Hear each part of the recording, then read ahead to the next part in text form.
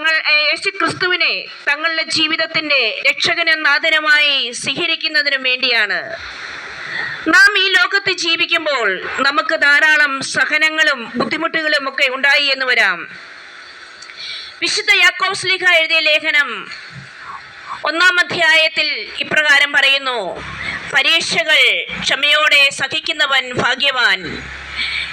അവൻ പരീക്ഷകളെ അതിജീവിച്ചു കഴിയുമ്പോൾ തന്നെ സ്നേഹിക്കുന്നവർക്കായി ദൈവം ഒരുക്കിയിരിക്കുന്ന നിത്യജീവന്റെ കിരീടം അവന് ലഭിക്കുമെന്ന്.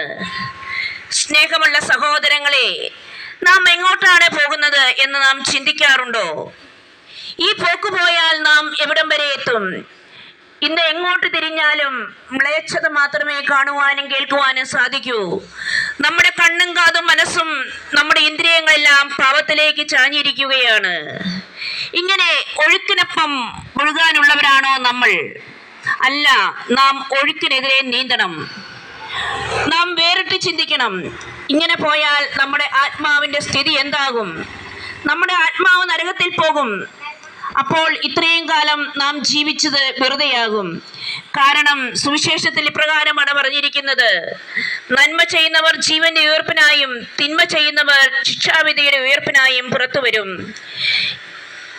എന്നാണ് അന്തിമവിധിയെ കുറിച്ച് കർത്താവ് പറഞ്ഞിരിക്കുന്നത്. സ്നേഹമുള്ള സഹോദരങ്ങളെ, നമുക്ക് പാപം ചെയ്യാതെ വിശുദ്ധരായി ജീവിക്കണമെങ്കിൽ നാം തന്നെ നോക്കിയാൽ സാധിക്കുകയില്ല. കർത്താവായ യേശു ക്രിസ്തുവിന്റെ കൃപ നമ്മോടുകൂടി ഉണ്ടായെങ്കിൽ മാത്രമേ നമുക്ക് പാപം ചെയ്യാതിരിക്കാൻ സാധിക്കുകയുള്ളൂ. അതാണ് സങ്കീർത്തന പുസ്തകത്തിൽ ഇപ്രകാരം പറഞ്ഞിരിക്കുന്നത്: അങ്ങയുടെ വചനം എൻ്റെ ഹൃദയത്തിൽ ഞാൻ സൂക്ഷിച്ചിരിക്കുന്നു. സ്നേഹമുള്ളവരെ, ദൈവത്തിന്റെ വചനം നമ്മുടെ ഹൃദയത്തിലും അധരത്തിലും ഉണ്ടെങ്കിൽ നമുക്ക് പാപം ചെയ്യാതെ വിശുദ്ധിയോടെ ജീവിക്കുവാൻ സാധിക്കും. ഈ വചനം നമ്മുടെ ഹൃദയത്തിൽ ഉണ്ടാവണമെങ്കിൽ നാം വചനം വായിക്കുകയും അറിയുകയും കേൾക്കുകയും ചെയ്യുന്നവരാകണം. എങ്കിൽ മാത്രമേ നമുക്ക് വചനത്തിൽ വിശ്വസിക്കാൻ സാധിക്കുകയുള്ളൂ. കാരണം സുവിശേഷത്തിൽ പറഞ്ഞിരിക്കുന്നത് വിശ്വാസം കേൾവിയിൽ നിന്നും, കേൾവി ക്രിസ്തുവിനെ കുറിച്ചുള്ള പ്രസംഗത്തിൽ നിന്നുമാണ് എന്നാണ്.